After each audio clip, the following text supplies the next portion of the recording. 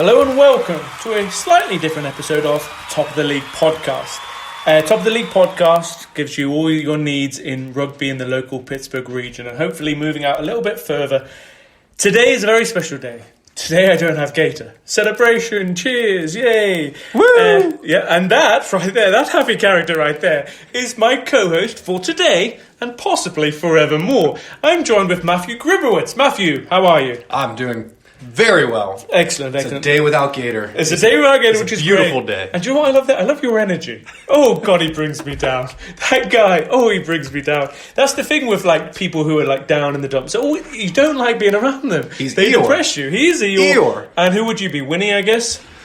You like honey? Tigger. It's like I'm on Tigger. cocaine half the time. Exactly. Okay. So once again, we're Top of the League podcast. We're available on iTunes, Spotify, Facebook, Instagram, all of that good stuff. I do feel as the season continues, we will become a little bit more send in your fan questions, send in some topics you want us to talk about. Will you be on our podcast? That type of stuff. So keep involved. So Red, thank you ever so much for being with us today. You're very welcome. Yeah, you're enjoying a drink. We did crack open a Miller High Life earlier. We're currently sipping it away. It's delicious. It is. It's like champagne. It is. That's actually their slogan, the champagne of beers. And they paid for us to mention them. And we drink them because of that. So, Red, we're going to start off on a somewhat humble note. We're going to mention the recent death in the ARU of Tom Barr. Tom Barr, he was a co-founder of the Allegheny Rugby Referee Society. He was a player previously. He was involved with the Quins. And as currently, until recent years, he was the head of discipline. He obviously had a big impact on rugby in the region. He died at the ripe age of 71 years old. Rugby was a very big part of his life, and I previously, working as a match secretary, often had email dealings with him, and I'm sure you did as well. Mm-hmm. So he did a lot of work, and a lot of that work kind of went behind the scenes, and a lot of it went unnoticed. So we're going to raise a drink for Tom Barr. Well, cheers to you, Tom. Best of luck in your life, and thank you for all you did, and you are thought of and respected. And also, Red, we also forgot to mention there was also a death in the rugby communion of Pittsburgh of John Hogan, I believe an Australian referee, lived out in West Virginia. I believe so. Yeah, really nice guy. Yeah. I always chatted to him. He had a sheep farm in West Virginia, coming from Australia. My parents had a sheep farm in Ireland, so I was always talking to him. I'd love to get some sheep off here, raise them and slaughter them. Nice guy, and unfortunately he passed away and we forgot to mention it. So that's the business out of the way, Red. So thank you ever so much. I called you. You're literally like Batman. I sent out the bat signal and you came running. You will not. So basically, we had this competition. Whoever would share the Facebook was going to have a chance to be on the podcast as a co-host. Like it, share, subscribe, right on iTunes. And we had loads of people do it, okay? And then Gator reaches out to me. Gator's currently on vacation. Not too sure what he's doing. He's down in North Carolina, I believe. I think so. And he reaches out to me and he says, Moss, I've got you. I've got this special guest. He's going to be brilliant. He wants to get into radio. This would be a really good platform for him. Can he come on the pod? I says, Gator, I've had a pretty busy week. I need a co-host. Perfect. Can you just have him meet me on Monday at 7 p.m. at my house? And he's like, absolutely, I'll do that. Anyway, I hear this weird knock on the door, and there's this little fella, pretty small. He's at the door, and he's like, I'm not going to try and do his accent, a very American accent. And you know me, I'm not very good with accents, but he had a very authentic, real American accent. And he says, hi, I'm Gary, and I'm here to be your podcast host. So I was in a bit of a daze, running behind schedule. I said, okay, brilliant, let's go into the basement and let's start recording. I bring him into the studio. We sit down for about 5 minutes. I was really weirded out by this guy. So I had to literally say to him, listen, mate, this isn't working. I'm going to call a good friend of the pod, Matt Gribowitz, first guest on the pod, and he's going to step in and he's going to co-host. So thank you ever so much. Anytime. Perfect. That's what I like to hear. And I might almost just release... Literally, I had to stop the podcast after 5 minutes. Gator's got some weird friends. Have you ever gone out with a night with Gator? Gator's a weird guy. Super strange. And his friends are just... It's like literally, Gator's this light, and they're all moths flocking to him. And makes this guy makes no sense. They all think he's cool. Huh? Jesus Christ. It's a weird world. It's a weird world. So I might actually release that. I literally got 5 minutes of audio, but it's so peculiar. If you're a fan of like The Office or that kind of cringe-worthy humour, this is funny. But for me, I was really concerned because he just shows up at my house. Hardly said a word, but yet wants to be a radio host. I don't get it. Anyway, I have a great guest today. Red. Thank you, Red. So, Red, we had a busy weekend of sports, didn't we? We sure did. You got your feet dirty. Pretty dirty. Yeah. And your hands dirty. Very dirty. Perfect. So, rugby this weekend started on Friday. There was a game in Slippery. There was a game between Robert Morris University and Slippery Rock. But the rugby world started a little bit earlier on Friday. October 18th, around 11:43. I welcome to the world my son, Red. Congrats. Thank you very much. Congratulations. Thank you very much. And the doctor says to me, Morris, here is your son. Do you have a name? And I says, you know what, doctor? As of now, I don't, because there is a very important game going on later this afternoon between Robert Morris University and Slippery Rock. The winner of that game, I'm going to name my child after.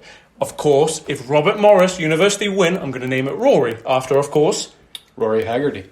Stand-up player for the RMU. No doubt. And then if Slippery Rock win, I'm going to name him Dave.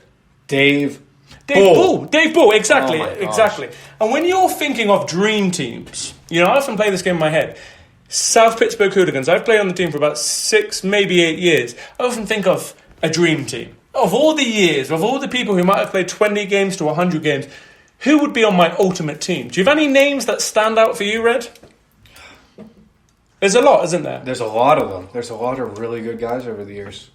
I gotta think of a few for sure. Okay, go. Do you have anyone? Shane Jordan? Shane Known as Jordan. Smash? Yeah, Ooh, yeah. Would definitely have to have him on the team. You'd put him as scrummy? Oh yeah, he's got to have the ball as much Yeah, as as much as possible. Let him do his magic. Yeah. Heck yeah. And there's been certain players who have played that position in more recent years, and they've done a fantastic job. Oh, yeah. But I do agree with you. Smash probably He's a steps difference above all of maker. them. He is. Big time. Big time. So much energy. Oh. He really is Tigger. He played a whole college tournament, every single game for every team he could. Yeah, he would He doesn't haul out. stop. He doesn't stop. Doesn't No. stop. Yeah. I'll tell you what, America's doing well to have him representing their military force now. For sure. For sure. And anyone else? Oh, Anyone in the fronts? Any fronts kind of stand out? Backs usually stand out a little bit more, don't they? Brian Cox, for Brian sure. Cox, okay. I mean, he's Seasoned vet at this stage. very seasoned, and he'll steal half the other team's scrums and Yeah. stomp the other team's heads. And he's plus 50 now and he still gets out there. Plus 50 and played 2 games this season. Yeah. And Gotta have him. The Gotta knowledge have is unbelievable. him. Even if it's for 20 minutes, he's on my team. There was a great episode in the Brian Cox saga. This was several years ago where he was definitely a first-team player. Started, now he kind of, hey guys, can I come out and play? And we're like, yeah, we'd love to have you. And he got the ball and he went to pass it out wide. And we were only about 20 feet, yards, meters, whatever the terminology in the sport of rugby is. He was only about that from the try zone. And he passes the ball off and he gets destroyed. Absolutely destroyed. I almost felt it was like almost a little bit of bullying. Like a younger guy was trying to show the old man who's boss. But Cox gets the ball, passes it and gets destroyed.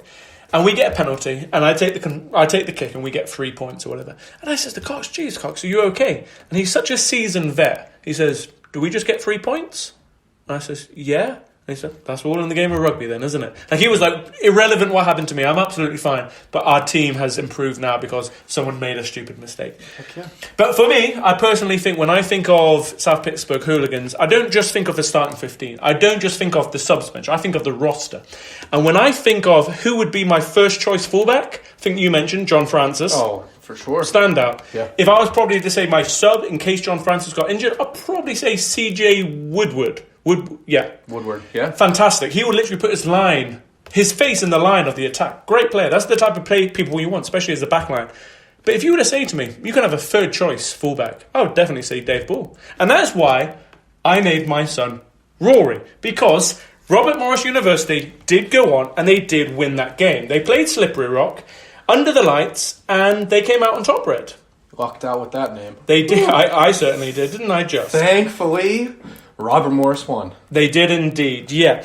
It was a tough game, but it went off well, and I'm missing my notes now. This is where Gator comes in handy. He's usually got all the notes for me. He's usually fantastic at that. But I did have a report, and they did start off well. And would you believe this, Red? They had a player, their prop scored 3 tries. Can you believe that? A prop. A prop scored 3 tries. That is just absolutely unbelievable. Yeah, so the game started off and then it finished. And it finished, let me just get my notes now, Red. Feel like I'm really stalling it down. Where's Gator when you need him? He was great with the notes. He's never around. He's never around when you Not need if him. you need him. Okay.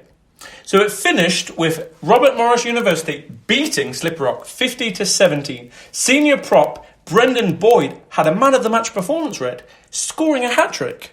Isn't that unbelievable? Very. A prop, 3 tries? Yeah. That is something that I feel like we need to kind of go out there and try and get, don't you? Yeah. Sounds like He's a senior. To be a South Pittsburgh hooligan. He does indeed. He had a man of the match performance, and that now means that they are finishing the season as the 2nd seed. Okay? So that gives them home advantage. And unfortunately, Robert Morris are going to now host the next game, and guess who they're going to play, Red? Slippery Rock. They're only going to play Slippery Rock my again. goodness. So they're going to play, it's going to be at 7 p.m. at Joe Walton in the first round of the playoffs. If they do proceed there, they're going to go on, they're going to go to the NSCRO Midwest Regional Tournament in Missouri for a shot to go to nationals. Okay, so that's big news. That is a fantastic day up in Robert Morris, and obviously that's going to continue, and they're going to be playing 7 p.m. on Saturday. So big day of sports. Okay. You were playing this weekend, Red. Sure was. You went up to South Pittsburgh Hooligans game where you hosted Greensburg. Okay. Correct. And talk us through that. Well, as we all know, numbers are the game. Greensburg showed up with, I think, 15 guys by the end of the game. They had it. Okay. And South Pitt, we were a little low as well. But the game started out hard hitting, as always with Greensburg, because no matter what, they're going to show up and play. They will. Those boys will travel wherever, no matter how many guys they have. And they'll play hard. Will play hard. Yeah. So the scoring was opened up about 8 minutes in by number 8, Matt Gribowitz, with a first try, and it was That's a great season for Matt, isn't it? Yeah. It really is. Yeah, And obviously you are that Matt. He did pretty well this year. And that try was converted, and then by Matt Gribowitz. What a man. What a man. And then about 10 minutes later, it was tied back up by Greensburg. Perfect. And just shortly after that, James Broderick scored to make it 12-7. And that's the way the first half ended. So pretty tight. Pretty close. Pretty tight in the first half. But then, of course, subs, as it does in D3, came into play. Makes such a big difference, doesn't it? And South Pitt went away with it, finishing the game for a final score of 48-14, with tries coming from Matt Gribowitz, 2 from Jacob Como, 2 from Mark Salvador, 1 from Kevin Dieterle, and 1 from James Broderick. Okay, that's brilliant. And obviously, that is huge on the personal level. And obviously, I'm joined by ARU Select Side player, current president of the South Pittsburgh Hooligans. But Gator has had a bee in his bonnet, and he wanted it so bad to be the best player of the team. And he's a really good player. But with that performance, you have now become the total point leader for South Pittsburgh Hooligans. And Jacob Como has also overtaken him with tries scored. Correct. Would you like to be my co-host permanently? If you say no, I'm going to go to Como. If Como then says no, then I'll say, okay, Gator, come on back. Yay, can't wait to see you. I'll take it. Yes. I'll take it. Yes, I'll take yes. Positivity Don't tell from Gator. Red. Don't tell Don't. So how do you feel the game went, Red? You were obviously a first-hand source playing and whatnot.